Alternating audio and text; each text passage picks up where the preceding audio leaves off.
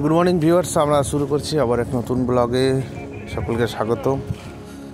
আর সকাল হয়েছে আজকে বেশ দেরিতেই, মেঘলা আকাশ আর মেঘলা মানি বৃষ্টির ছোঁয়া।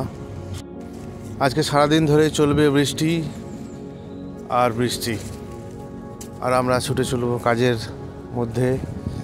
সবাই বিভিন্ন কাজের মধ্যে ছুটে চলবে এই বৃষ্টিতেই। এটা আমাদের গ্রাম, আর গ্রামের পাশেই রয়েছে সবুজ ঘেরা মাঠ, আর পাশেই রয়েছে সেই সব ছোট ছোট বাড়িগুলি।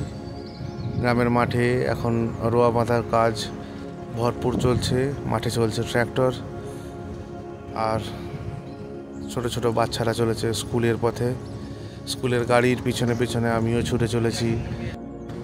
আমাদের গ্রামের এই রাস্তাটি ছিল একদমই সরু একটা সময়, যখন প্রায় 20-25 বছর আগের কথা, যখন এই রাস্তাটি একেবারে সরু ছিল, পিচ ছিল না, শুধুমাত্র মাটির রাস্তা ছিল, একেবারে সরু। সেটাতে শুধুমাত্র সাইকেল এবং ট্রলি ভ্যান ছাড়া আর কিছুই যেতে পারতো না। কিন্তু কালের উন্নতির পরিবর্তে আজকে সেই রাস্তা পিচ হয়েছে এবং বড় বড় গাড়ি ঢুকতে পারে। কিন্তু তবুও বড় যখন মোটামুটি একটা গাড়ি ঢোকে, তখনই অন্য কোনো গাড়ি পারাপার করতে একটু অসুবিধার মধ্যে পড়তে হয়।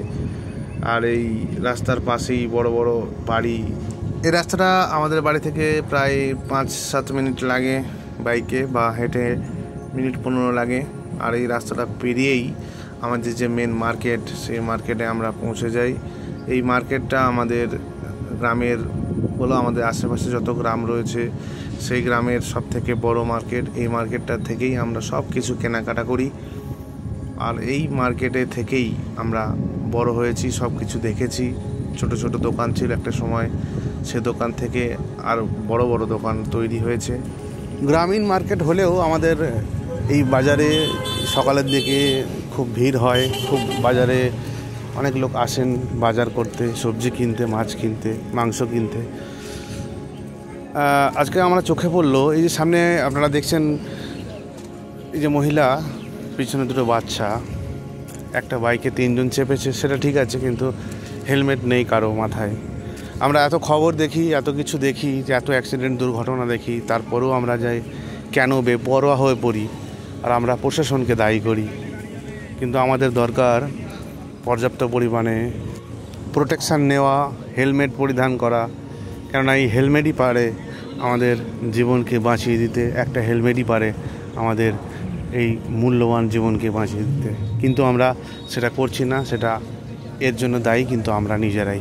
যাই হোক, আমরা সকলকে বলি, আমরা বড় বড় কথা বলি, আমরা ফেসবুকে পোস্ট করি, কিন্তু আদৌ আমরা সেই কথা কখনই মান্যতা দিতে পারি না নিজেদের লাইফস্টাইল জীবনে। তো আমরা এটা মাথায় রাখতে হবে যে গাড়ি চালালে অবশ্যই আমরা হেলমেট পরব। আজকের ভিডিও এত পর্যন্তই। ভালো থাকবেন, সুস্থ থাকবেন। দেখা হচ্ছে আগামী কোনো নতুন ভিডিওতে। ততক্ষণ গুড বাই।